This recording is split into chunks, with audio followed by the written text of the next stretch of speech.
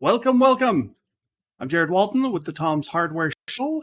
Today, it's all about, oh my gosh, I don't even have it. Just a second.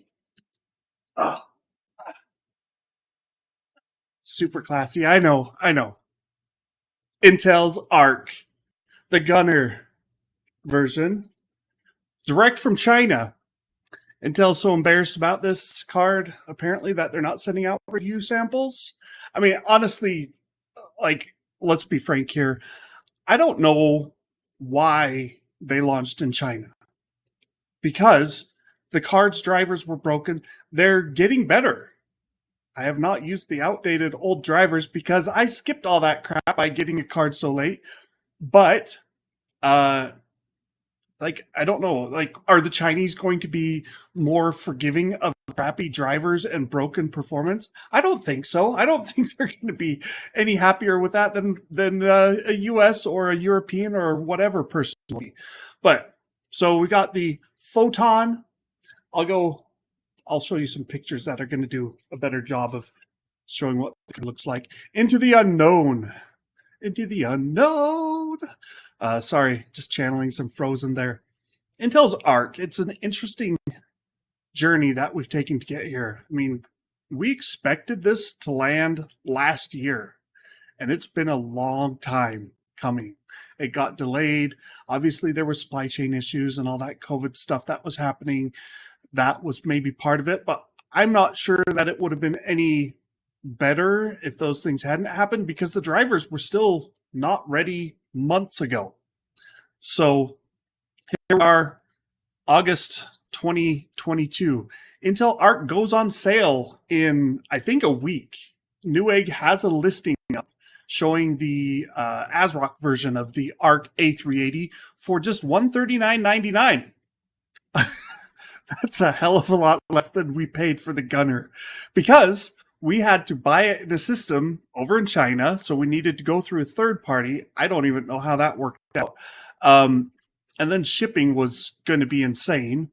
And so we actually just had them pull out the GPU and ship us the card.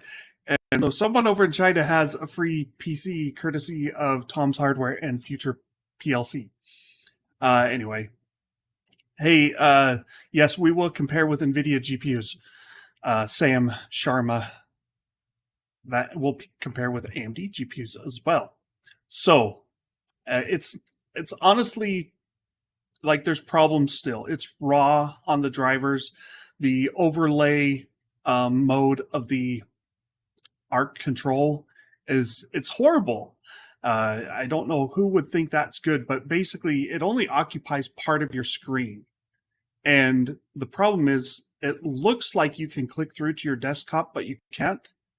And so you actually have to exit the Arc control panel. It's kind of like NVIDIA's, not broadcast, the Shadow Play or whatever overlay. If you bring up the default control is Alt-Z, and that pops up this overlay. And that's okay because you're only using that to start and stop recordings or adjust the Shadow Play settings or whatever it is. I don't love it, but that works for me because, you need to do it in the game fine. The Arc control panel is kind of like that, except it doesn't fill the whole screen, which makes it all feel weird. And the funny thing is I swapped GPUs after using the Arc, and I hadn't uninstalled drivers. And so I had an AMD GPU in, and Arc control pops up with an error message because it couldn't find the Arc GPU. Except I couldn't click to clear the error message because there's this overlay that's blocking it, and it wants you to go and click on the error message and say, okay, but you can't. I couldn't Alt-Tab to it. I couldn't do anything. The only thing I could do is Control Alt-Delete and tell the system to sign out. And then I signed back in, immediately opened Task Manager, and killed Arc control. All right. We'll get to questions and stuff in a bit. Let's go ahead and look at the cards. Look at the card. So these are pictures that I took, nice still photos. You can see the Gunner version has up at the top. It's not shown in this lit up because there's no power, but that lights up with the Arc kind of A logo, if you want to call it that. I don't know how else to describe it. A glowing A in blue. It's not RGB lighting. That's the only lighting on the card. You can see, well, we'll get to other pictures momentarily, but there's 3 DisplayPort 2.0 connections and 1 HDMI 2.1. DisplayPort 2.0, that's kind of interesting because like nothing else supports that right now. Not even monitors support that. It allows for 8K 120 hertz resolutions, something like that. I don't know if Arc even supports that. Maybe it does, but that's super high end. Just a front shot of the card, direct on. Here's the top of the card. Oh, there you can see the Arc logo that I was talking about. So that normally glows blue when it's plugged in. And it's got an 8-pin PCI Express power connector, which is odd because the card's like supposed to be a 75-watt card. I haven't gotten around to testing power yet. I still need to do that. That's on my list of things to get done after the show. And then we'll be putting the full review with text and all that stuff live on Tom's Hardware. But my understanding is the Gunner version uses something like 65 watts. So it's like, wow, why do you have a 150 watt power connector in addition to the 75 watts from the PCI Express slot? I don't know if there's some glitches that can happen, that it can spike, and maybe they needed the extra power for that, but whatever. Here's the front shot of the I/O panel. So again, 3 DisplayPort, 1 HDMI, and the backside into the unknown. I think that's it. Let me just make sure. Oh no, there's one more. Sorry, 2 more. Different shot and the back of the card. All great. The card design's fine. I mean, like, I don't have a problem with that. I don't love it, but for a budget card, like, it totally is fine. 2 fans, more than enough to keep the card cool. No, it's overkill, really. They could have had a much faster card. A couple of questions people are asking here. Did I test the GPU on a non-rebar? I have not done that yet. In fact, I tested it on my standard GPU test bed, which consists of Core i9-12900K, top-of-the-line CPU, which is great when you're testing things like a 3090 Ti or the upcoming RTX 40 series or RX 6950 XT and the upcoming RX 7000 series. On the Arc GPU, like, it's kind of silly because who's going to buy a $500 processor that's the fastest gaming processor around and pair it with one of the slowest graphics cards around? Also, we got Ahmed asks, what about Asus Edition? I do not have the Asus Edition. I'm hoping I'll get maybe some other Arc cards in for review. I suspect no one's going to send me an A380 at this point. Maybe Intel will. Maybe they'll send me the ASRock version, because this is not going to be a complimentary review. I mean, I'm not going to just trash on the card. It's not the worst card I've ever seen, but it's not good. And with the driver situation, it's hard to recommend.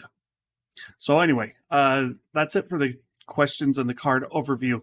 Let's hit the benchmarks, shall we? Boom. Now, this is using, so I bypassed all the driver shenanigans that have gone on since the card launched in China. And I went straight to, this is using the beta driver released from, I believe it's July 29th if you go to Intel's website. I actually got a preview of a fixed driver for like Spider-Man Remastered. Totally is broken on Arc with the current drivers. It's also broken on like Iris Xe and integrated graphics from Intel. The updated preview driver that it's coming out sometime. I don't know, like, it's got to go through Q&A and stuff, but sometime in the near future, I would presume it's going to release to the public. I did not test with that for the other games. I used the publicly available driver, and you can see I even overclocked it. This was bumping up the power limit. I actually maxed out the power limit just because I was like, whatever, let's see what it can do. And I bumped up the voltage, like, I think 200 millivolts. Then there's this OC slider. I think it just says OC, and you can take it from 0 to 100. 100 basically immediately crashed. 50 crashed after a few minutes maybe of trying to benchmark. So I think I ended up at 25, and that ran through the benchmarks. Okay, I'm not entirely clear what that slider does. If that's supposed to be like a megahertz overclock or something else, I'm not sure. But you can see overall at 1080p medium, it's a negligible boost in performance with what I managed to do on overclocking.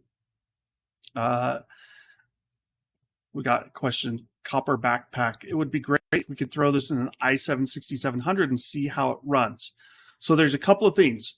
The ARC officially certified platforms are only 10th gen and newer Intel. I'm not sure on the AMD side if they've even officially certified anything. It should work, but I don't know how well it will work.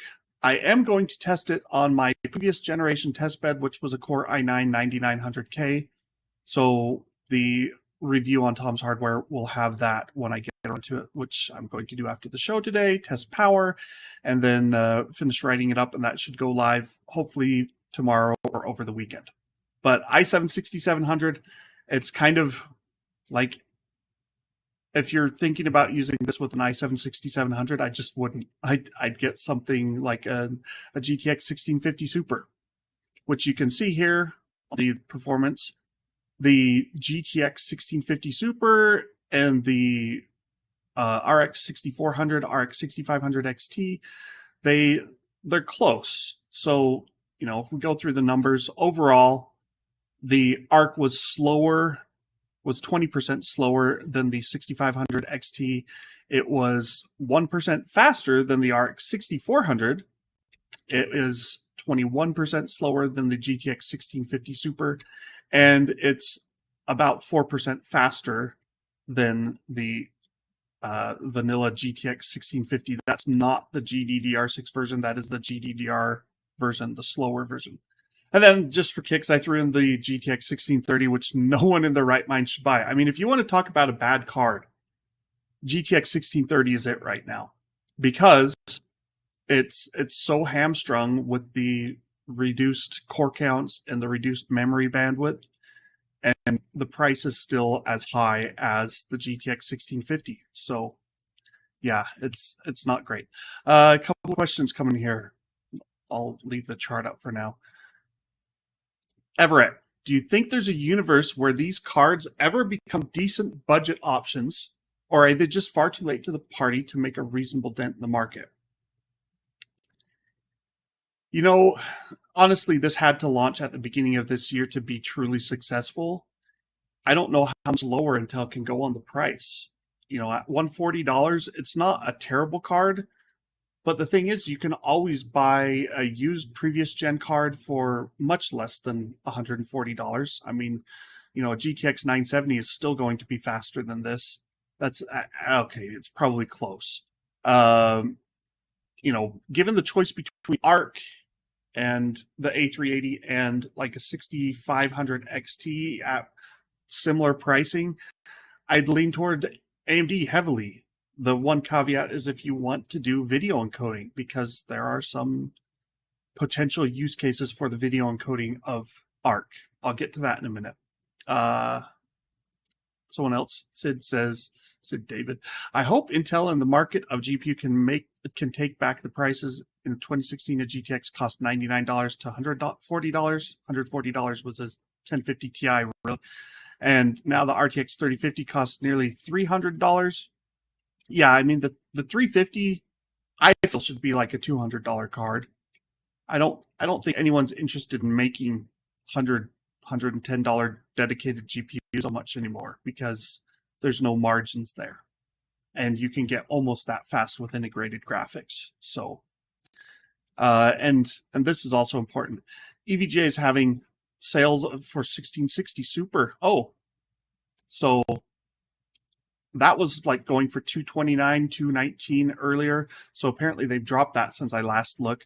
I've seen the RTX 2060 for $219 on EVGA's site like last weekend, which is a great card for $220. The RTX 2060, you can see it's faster than the 3050. It's right behind the RX 6600, a little bit cheaper at $220. But yeah, so if you can get a 1660 for $179, or Super 1660 Super for $189. Those are going to be better cards by far than pretty much any of the budget options we've got right now. Like the 1660, I don't have it on this chart, but it's slower than the 3050, but faster than a 5500 XT by quite a bit. So it'd probably land in, actually I can pull up the number here. I'll tell you where it would land. No, that is the wrong one. Okay, here we go. The 1660 is going to be at 1080p medium, it averaged 79.5.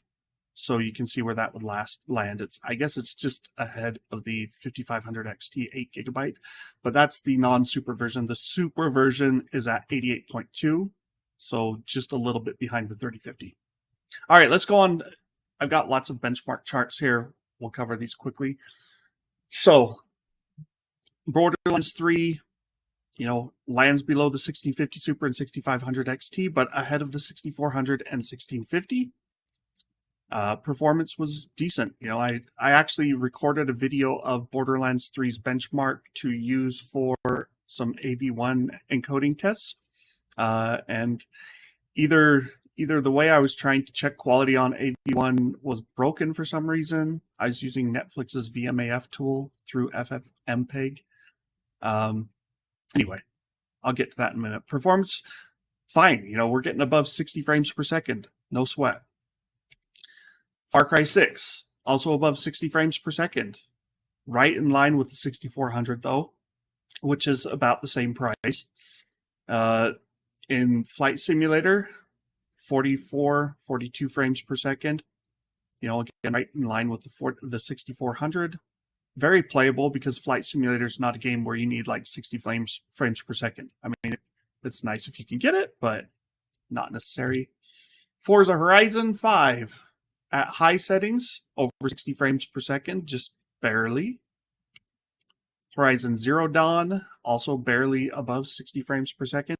I mean, you'll dip below that. The minimums are in the 50 FPS range. But, performance isn't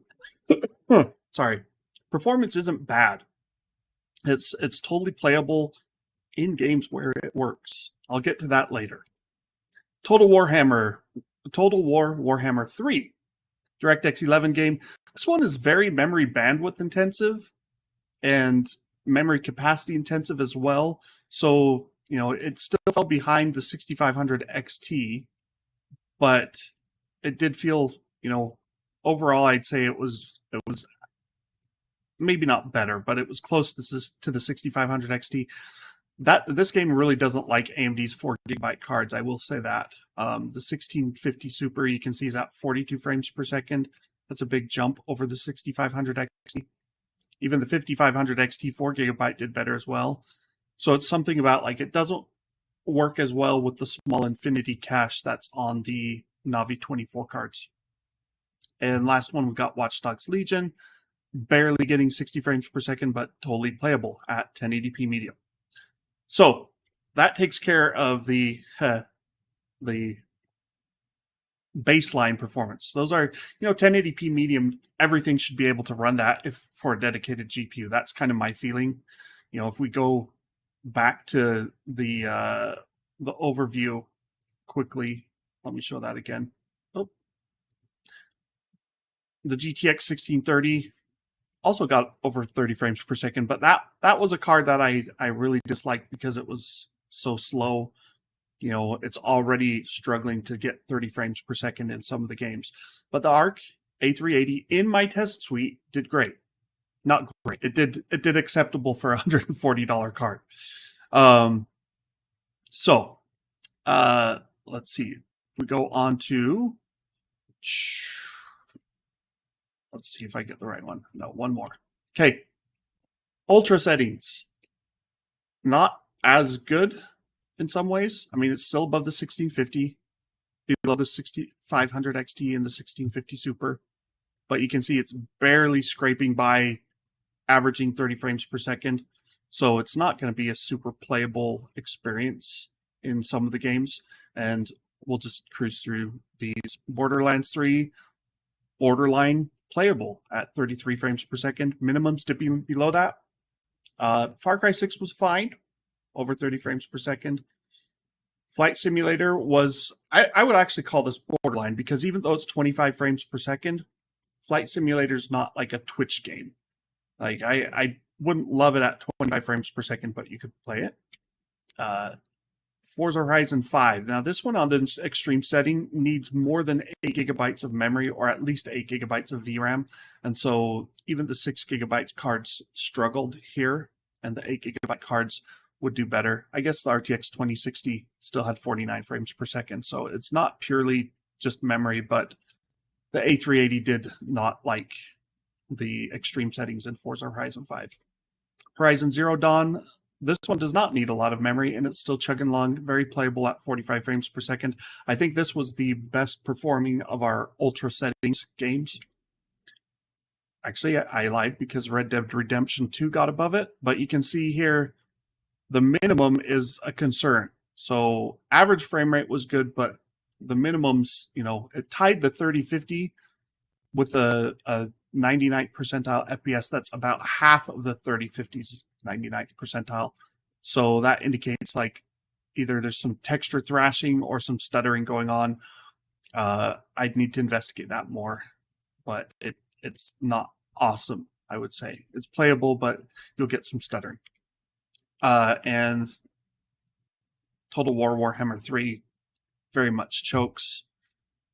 Then we get Watch Dogs Legion. So overall, 1080p ultra settings are a bit much. And guess what? So is 2560 by 1440. 1440p, I mean, it's still doing better than the 6500 XT now, because it's got more memory and more memory bandwidth. But I didn't even do all the individual charts for the 1440p gaming, because there's not much to see there. So I see some questions firing off in here. Let's see. Does AV1 encoding work with Handbrake yet? Yes, I used the nightly build and it did encode, and image quality to my eyes, like flipping back and forth between H264, H265, and AV1 encoding, like I would say it was comparable to the H265. All of them I'd set to a 6,000 kilobits per second bit rate. And so I compared those. But there's Netflix's VMAF tool, which I can't remember what it stands for, but it's like an AI video analysis metric that tries to perceptually determine how close to native, or whatever you want to call it, close to a higher quality encode a video is. So VMAF, here, I'll tell you the numbers. Do I have them here? Give me 1 second while I open this. All right, so VMAF might have issues with Arc right now, or at least the Arc AV1 encoder. I'm not sure why. I've been talking with Intel about that, trying to figure out what's going on. But so a perfect score in VMAF is 100. Means that you can't perceptually tell the difference between the encoded version, the lower bitrate or whatever, and the original source material. Using Intel's AV1 SVC encoder on the CPU, that encoded at about 25. Well, it varied. I did a couple of sequences. One was 24 frames per second. One of them was 28 frames per second. And the VMAF score was 93 to 94. So anything above 90, like if you were sitting there watching a movie with that high of a score, you would be able to perceptually tell that it was worse. The A380 in H264 mode got a 79 score. In H265 mode, it got an 89 score. And like, to me, trying to look at the files and compare still images, like freezing it on the same frame and flipping back and forth, perceptually to my eyes, I would say their AV1 encode looked pretty close to their H265 encode. But VMAF, for whatever, gives it a score of 67, which is pretty low. AMD's H264 score was 66, just a tad below, and it looks very blocky and clearly a lot of missing details. AMD's H265 score was 79, NVIDIA's H264 score was 82, and their 265 score was 87. I should have created a table of all that, but I ran out of time. Sorry, guys. So that's kind of how video encoding looked right now. I've been toying around with it, trying to figure out, like, is it something about the VMAF tool that I'm using that's causing the score to just bork on Arc's AV1 encode? It seems that way, but I don't know why. Like, if there's a frame, like if Arc missed a frame for some reason, and so VMAF is going and doing this frame by frame comparison, but they're like one frame off, that would drop the score. I don't know if that's what happened, but something weird was going on. I'm still investigating it. So check the full written review and I'll discuss that. Other question here. Did you see that Intel cannot even fulfill the XE scavenger hunt winners? They offered them i7 or i5 12th gen. I'm not sure that they can't fulfill them.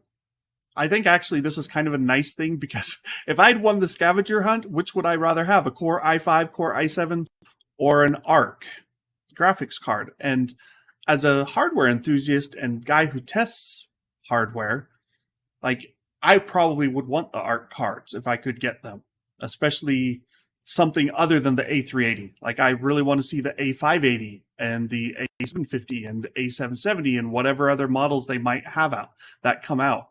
And those are looking, we'll see what their price is, but potentially if their driver support improves and they get better performance because of having more memory bandwidth, and lots more cores, like, they might not be bad cards. But I'm not sure when the A750 is going to come out publicly. Like, is it going to make it by September? Maybe. So yeah, I'm not sure I'd love the i5, but if I could get a decent Core i7 instead of like a mid-range Arc right now, that would probably be a better offer. Of course, then you'd need a motherboard and memory. So yeah. And then let's see. With improved drivers, Intel GPUs might age like fine wine. They might. And this is interesting to me, because Intel's come out and said, well, DirectX 11 is harder than DirectX 12.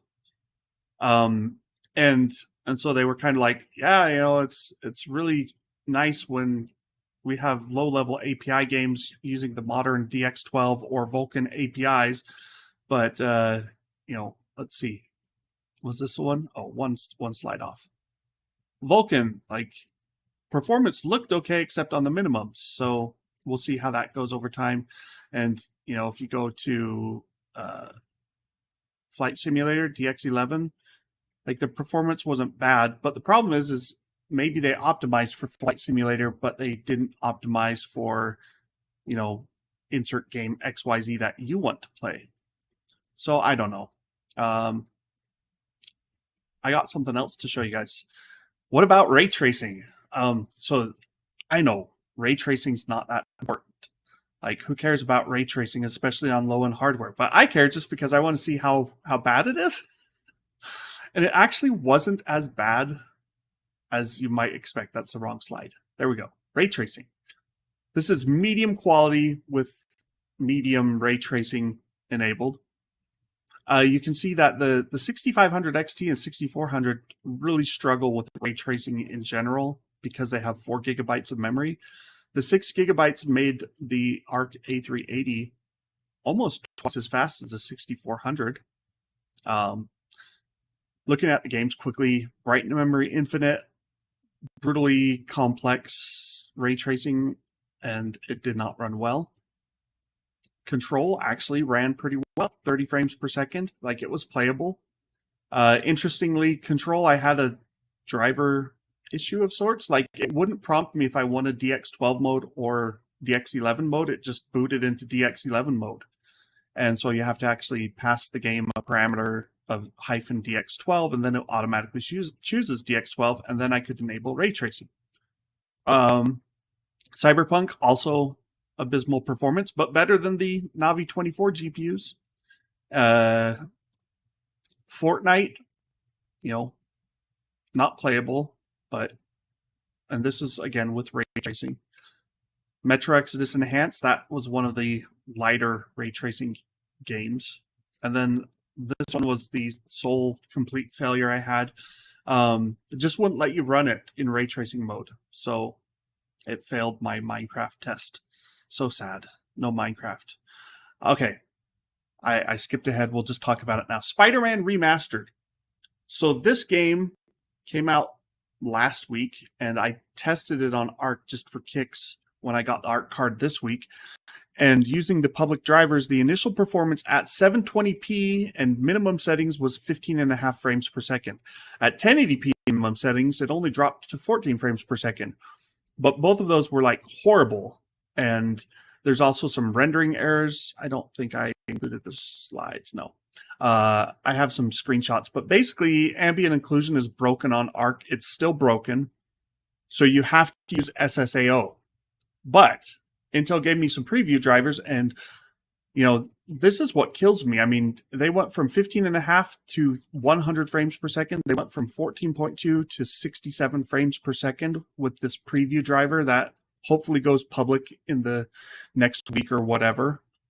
And this is a DirectX 12 game, so you can't throw out the whole like, oh, but it's DX11. There's a driver bug here somewhere. That's all Intel would tell me, and I'm like, well, how does it work with a low-level API like DirectX 12? Like, is it a bug in your compiler that takes the shader code and turns it into whatever the GPU executes? Anyway, big boost in performance coming for Spider-Man. If you saw other games that had poor performance and Intel actually put some effort into it, those might be able to see similar boosts in performance. We're looking at quadruple the frame rate for 1080p, very low. I also tested that at 1080p medium. You can see it went from 13.5 to 59 frames per second. And I even managed to max out the settings and got 43 frames per second. So, with driver support and some time and effort, Intel definitely can improve where they're sitting. AMD and NVIDIA have been doing this for decades, and that's the hard part. They've literally been building drivers for games since the 90s, and Intel has been making drivers for 20 years for their integrated graphics, but their drivers have never been high-performance solutions. They've kind of been this lowest common denominator. I mean, I remember a previous job. I worked as an IT guy, and I worked the night shift, and we had Pentium 4 PCs from Dell that came in to replace our Pentium 3 PCs, and they had integrated graphics. And I got the original Half-Life could run on GMA 950 or whatever that was back then. GMA 950 might have been like the early. No, that would have been like Gen 3 graphics or something. But anyway, I remember playing Half-Life on integrated graphics because the game was like 8 years old by that point, or 6 years old, and even integrated graphics could run it. So Intel's integrated graphics solutions, they've never been fast. And there's even like, we have a news story. Intel has admitted that the problem with their Arc drivers is partly because they built them off the same driver base as their integrated graphics. And it's like, guess what? Their integrated graphics drivers never thought about scaling to hundreds of frames per second, or even 60 frames per second in some cases. So Arc has its work cut out. Like, there are driver issues still. Intel's instructions for how to install the preview driver they sent me. First step, run display driver uninstaller and wipe out the current Arc drivers. I mean, it's not a bad approach to getting rid of crappy drivers. I've done it with AMD and Nvidia a lot, but like your driver uninstaller should do better than that, and it doesn't. Let's see. Questions here. What are the odds that Intel drops the gaming GPU and just goes with enterprise level support only? I mean, if you're looking at GPU compute, which is what enterprise really means for graphics or GPUs, like forget about DirectX 11, forget about DirectX 12, forget about Vulkan. All you need to do is the compute functionality. It's easier to build drivers for that, for one. You just provide low-level access to the hardware, and hopefully it works. You don't have to worry about API calls so much. That's what, Ponte Vecchio is supposed to be their Aurora supercomputer GPU, and it's still missing in action. Like all the hardware's there, but it's missing Sapphire Rapids and it's missing Ponte Vecchio. So they've got a bunch of empty cabinets basically waiting for graphics cards and CPUs to show up. There was also speculation. I can't remember. Oh, yes, I do know. It was John Petty Research. John Petty actually speculated that Intel's CEO, Patrick Gelsinger, he's been chopping things that are underperforming and not doing what they need to do and getting rid of them. And he speculated like, hey, maybe Arc and their GPU division could be the next on the chopping block. My thing is, and John Petty says this as well, though, it's like your GPU, your GPU compute, your AI deep learning stuff, all of that, it depends on having a competitive GPU solution that even if it's not good for games, if Intel doesn't have a good, fast, compute-heavy GPU, like they're going to get locked out of supercomputer contracts and other lucrative business deals, and it would be a problem. So I don't think they're going to get rid of their GPUs. I think they've got at least another 1 or 2 iterations to hopefully try and close the gap and fix things, right the ship, so to speak, stop the Arc from seeking. But yeah, going enterprise only, it's not out of the question, I don't think. But it would represent throwing in the towel on the gaming side, and I hope they don't do that because, like, there's promise in Arc. If it had launched 6 months ago with drivers that are better than we've got right now, it could have actually made a splash. Is this going to be an upgrade from my GTX 1080? No, it's not. In fact, I'll tell you what, I've got the numbers. GTX 1080 versus 1080 versus an A380. The GTX 1080 is 67% faster at 1080p medium, 72% faster at 1080p ultra, and twice as fast at 1440p ultra. So, a GTX 1080 is still viable for 1440p gaming. It's not 60 frames per second in a lot of games, but it's 40 frames per second on average in my test suite. Arc is half that fast. The Arc A380 is looking like it might be competitive or possibly even faster than an RTX 3060. So that's promising, but we don't know how much that card will cost. I mean, realistically, it probably has to cost $300, and I'm not sure Intel can do that because the 3060 it's kind of selling for $400 right now, but it's supposed to be a $330 card. And if you're given the choice between Arc A750 or NVIDIA 3060, on the one hand, you've got NVIDIA's drivers just work. I mean, like, they're not perfect in everything. They do have bugs on occasion, but they're orders of magnitude more compatible than Arc's in my book right now. I didn't mention this on Spider-Man. Arc doesn't work with ray tracing with the preview driver that I got. It just crashes. So you probably wouldn't use it, but you can't use it right now. So that's not good. Are you going to test with the Arc August driver that Linus mentioned in his video? I'll retest it as things develop. I tested with their July driver.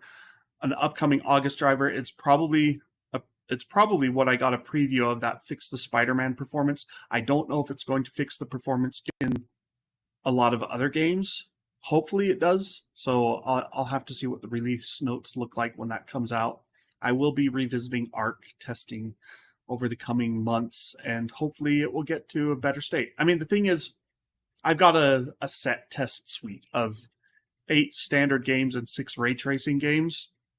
And, you want to keep things consistent in order to be able to provide comparative benchmarks with other graphics cards. If you add new games, or if you retest everything on a regular basis, it quickly becomes a massive time sink, and that's all you're able to do. So I don't try and mix that up too often, which means Intel or AMD or NVIDIA can literally look at the Tom's Hardware Test Suite and say, let's make sure these 14 games work. And maybe they did, because I didn't have any super bad problems, except for Spider-Man, which was a brand new game. Hey, Saints Row comes out next week. I'm going to test that as well. So we'll see what happens there. Anyone want to make bets on whether Arc runs Saints Row properly or not? I'm not hopeful. 300 line are like sub 200. I'm not sure. I guess Rurutu's referring to the Arc 300 line. So yeah. Yeah. Okay. Any other questions here? RTX 3060 is 276 millimeter. Arc 750 is 400 millimeter. Yeah. Bing, bing, bing. So the AV1 thing is like, that's, if it worked perfectly, that's the one potential selling point, and it doesn't work perfectly, at least in my experience so far. I'm not sure how many people are worried about AV1 streaming yet, because not many platforms are supporting it. On the road, that could become more important, but Intel is first mover on AV1 support, kind of. And, it's nice that they have a feature that is forward-looking, but when your other features are basically behind the times, that's not good. Okay. Any other question? 6600 XT is $299. Yep. This is the problem. This is why Intel needed to launch this at the start of the year or last year, and they couldn't, and now it's going to be too little, probably too late. And let's see. Release soon. So this, how long until they release the Arc A5 and A7 series? I think there are A7 laptops already available, right? A5 laptops. Maybe they're China only, or maybe they're limited production. Like, it's still this weird thing to me. Why does launching in China count?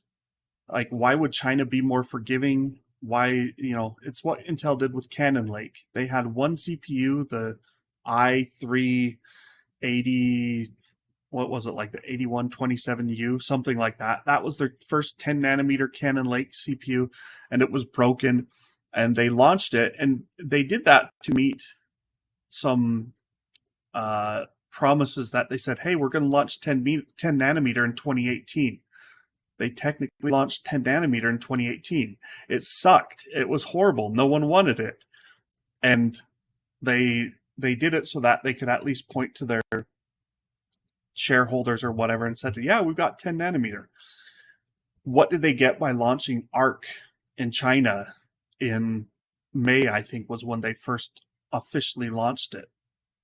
I don't know, because anyone who bought one of those systems, laptops, would probably be frustrated. Yeah, YouTube and Twitch has enabled AV1 streaming. I thought YouTube had enabled AV1. Is that incorrect? There's a guy, just a second, AV1. There's a guy on YouTube named, his channel is EposVox, EposVox, and he did a thing about AV1 encoding on Arc, and he says it's amazing, and he's really excited about that, and he said his video should be available for streaming in AV1 mode.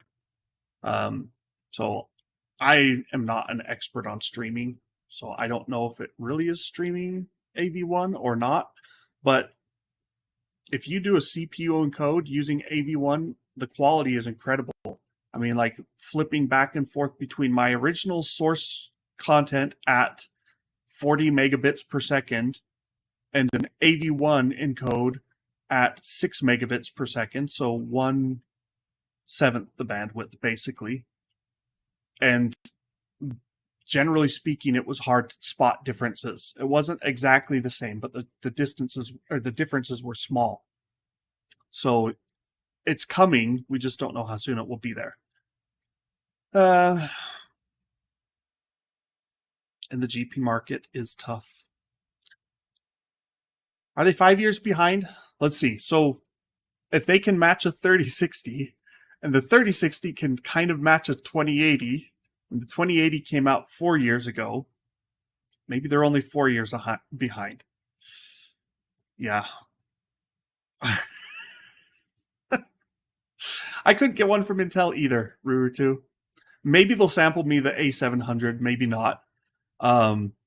We had to go through China using our freelancer Z, who speaks Chinese. He was able to arrange for someone to ship us the card, and it was a pain.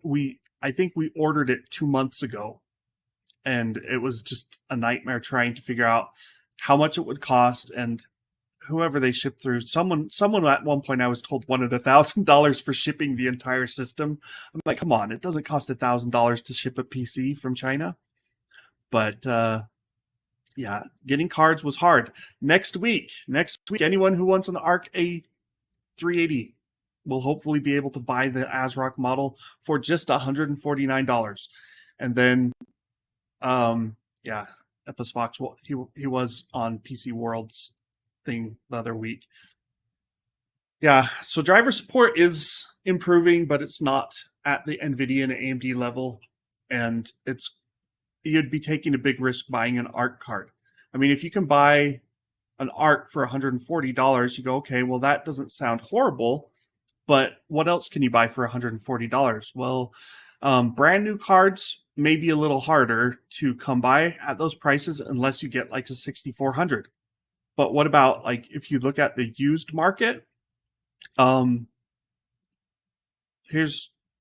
me quick look. 2060 Super 2060 on eBay right now.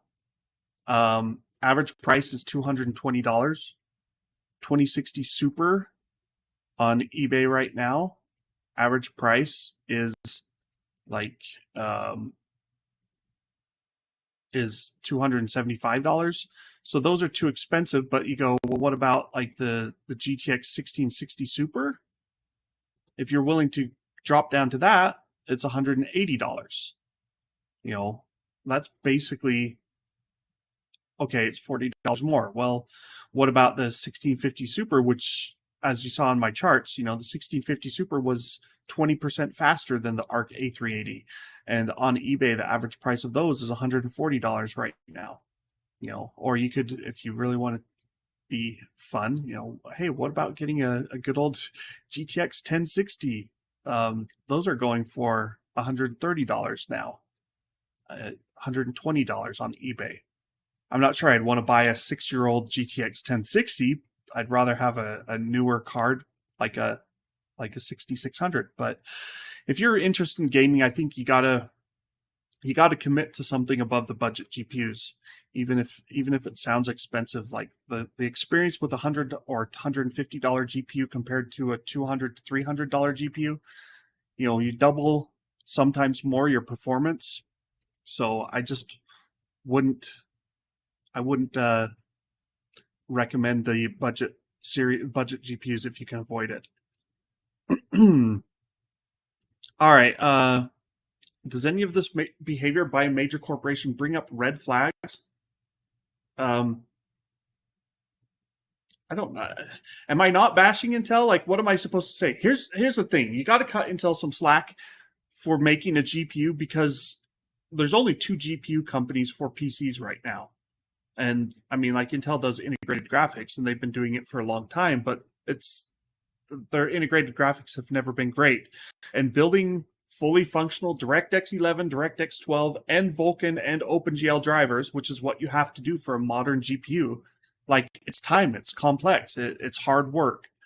And I think the biggest problems from Intel right now are all drivers. Like, if they had as many people doing drivers as NVIDIA did, I think Arc's performance might actually end up closer to the 1650 Super, but that's going to take longer. And so they do get a little bit of a pass saying, hey, we want to see competition. My problem is like Intel has always been a very they've liked high sales prices. ASPs, average selling prices of their processors, have always been way higher than AMD's until like the Ryzen generation has kind of closed that gap. But they got rid of their SSD division because it didn't make enough money. And their consumer GPU division, like, no one's going to pay more for an Intel GPU than a comparable performance AMD or NVIDIA GPU. They just wouldn't. Be like, are you going to pay Apple prices for an Acer laptop? Acer might like you to do that, but I don't think by and large people are willing to do that. People don't want to pay Apple prices for a Dell laptop. They look at the Dell and they say, yeah, I want it to be $600 instead of $1,200. And that's kind of where Intel is going to find itself in the GPU market this generation, is their chips are slower and their drivers are worse. And so people are going to say they better be cheap. And Intel's going to say, yeah, but these are still 7 nanometer chips and they're still 400 millimeters square on the bigger G10 ACM chip. Can they sell those for $300? I don't know that they can. And there's word that at least one major graphics card vendor that was going to create Arc GPUs has pulled out and said, we're not going to do it. That they've looked at it and they said, it's too little, it's too late, your drivers are broken, and so we're jumping ship. We know ASRock's releasing a card, so it's not them. Is the Asus card still coming? I guess we'll see. MSI and Gigabyte, are they willing to do Arc cards? I don't know. We'll be interested to see what happens. But when RTX 40 series and RDNA 3, the RX 7000 series, when they come out, they're going to be the next tier above our current high-end first. And so Arc doesn't necessarily need to compete with those on performance if it can compete with the current generation on price. But that still means probably $300 to $400 as an absolute max. All right. Yeah, this is very true. True words. And this, like, I did software development for a while, and I'm like, writing bug-free code is just not something you do. So their drivers are going to have bugs, and they need to test them. But the only way to fix them is to give it time, because you can't just hire more software developers. Like, if you have a team of 10 people working on drivers, and let's say you increase that to 100 people working on drivers, what you would end up with is a mess for months of everyone new trying to get up to speed, so it wouldn't get things done faster. So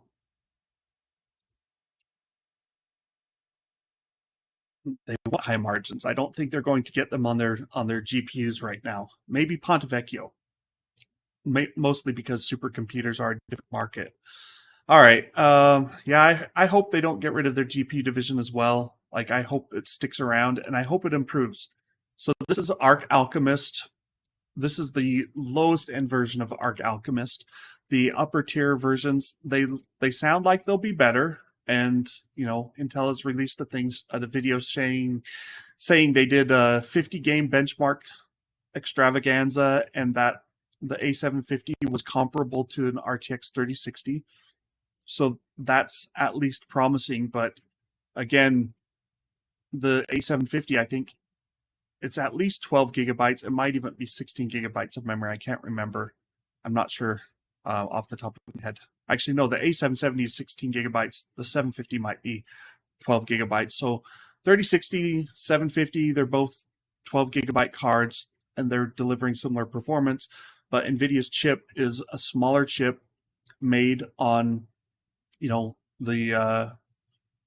made on an 8 nanometer Samsung, I guess if you want to call it that. Like it's called 8N, which means 8 nanometer for NVIDIA, but it's also a no, wait, yeah. So, but it's also a, what do you call it?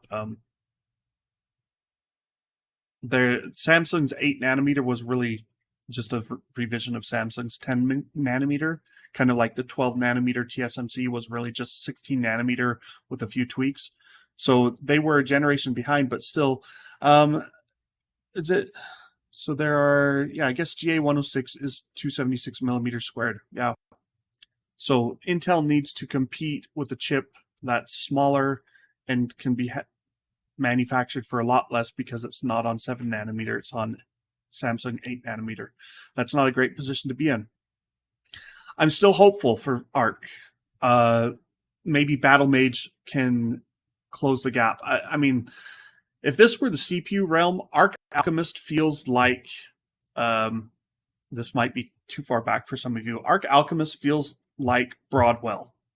Broadwell came to desktops in 2015, and it was so late, and it was their first 14 nanometer chip, but it was just too little, too late, and so they only did the i7 5775C and an i5 5665C, something like that, as their desktop chips. Almost no one ever had them, because they sent them to reviewers, and then 2 months later they launched Skylake and the i7 6700K.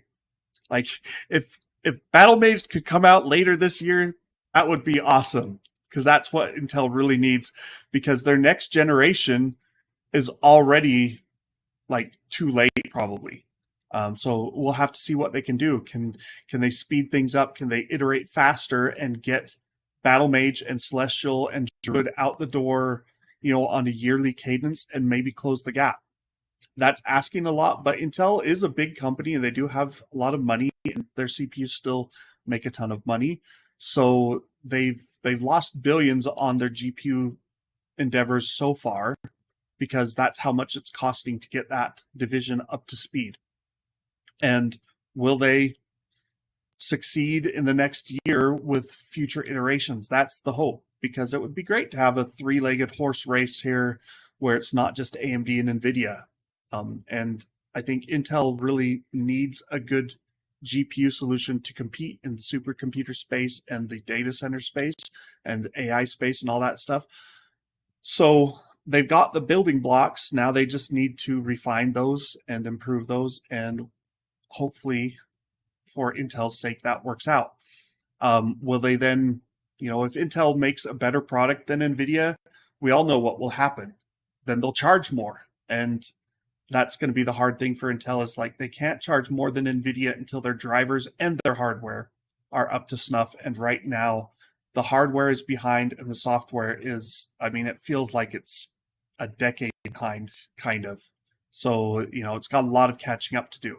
That's probably too much to say a decade, because it does support some DX12 stuff and worked for a lot of things, but there's so many edge cases where it's currently still struggling. And, if you have a game that you play that's not optimized, and so it does like Spider-Man did at launch and runs at 1/4 of its potential performance.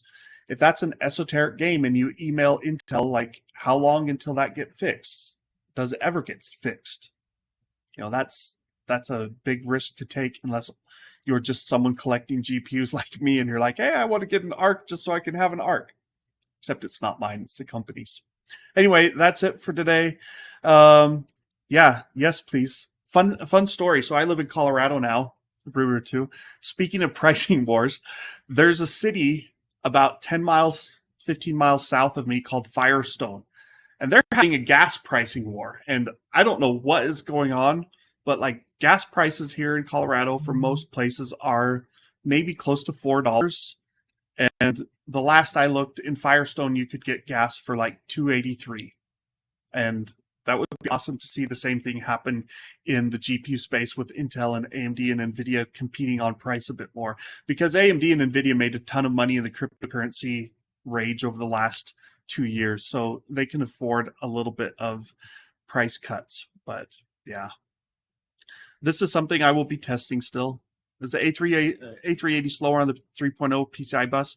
I would expect it to be slower, but hopefully only like 5%. We'll see. Yes, it is more future-proof in theory. Is it better? I don't know. Oh, I didn't even talk about this. Thanks for bringing that up. DLSS. It's called XESS. XE super sampling. Is it working now? Maybe in the Intel labs. It hasn't been released to the public. There's a game called Dolmen that's out, which, I mean, I haven't played it. I haven't tried it, but the Metacritic score is like 50, which is not promising, right? That was supposed to have XESS back in May, and then it got pushed back to summer, which, I mean, the hardware's not out, really, so why should the game support the hardware if it's not there? And then the problem with XESS is it has two modes. It has one mode that uses Intel's MXM, their matrix, MXM is the matrix XE multiplication. I don't know what it is. MXM cores are their matrix cores that are like tensor cores on NVIDIA. So XESS uses that on ARC GPUs, but if you don't have an ARC GPU, it can fall back into DP4A, which is like, I think, 4-bit integer or 8-bit integer mode. That's what it's supposed to do. But the rumbles I've heard suggest that compatibility mode for XESS isn't even going to be working at launch. Like, it's something that they're hoping to have down the road. And so it's hard to imagine XESS gaining traction when FSR 2.0 works on everything pretty much, and it's not as good as DLSS in visual quality, I would say, but it's close enough in most cases.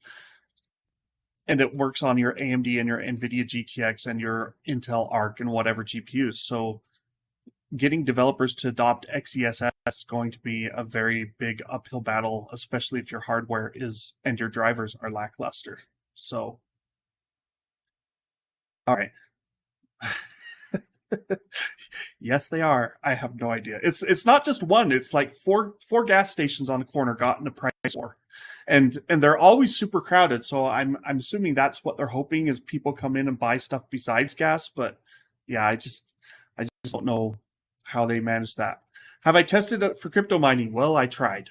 I booted up a nice hash miner, and it basically thumbed its nose at the Arc A380 and said, nope. So far, no one has created crypto mining drivers or support for the Arc 380 that I'm able to detect. So, all right. Taco John's. No, I don't like Taco John's. They're worse than Taco Bell. Copper. Worse than Taco Bell. That's saying something. Anyway, that's it for this week. Next week, I don't know. We'll hopefully have Paul back on. We can talk about some CPUs and what's going on in the CPU space. We know that Raptor Lake is coming soon-ish. There's all sorts of benchmark leaks coming out for Raptor Lake, which to me means like it's got to be in the next month or so that we'll see the 13th gen Raptor Lake launch. Zen 4 is also coming. That'll be exciting to see. And RTX 40 series, like, it could come out in the next month as well. I don't know if that will happen. I hope it does, because I've been waiting for RTX 40 series for a long time now, it feels. So I'm excited to see what happens there. Thanks for joining, guys. And we will see you all next week as I find my little outro.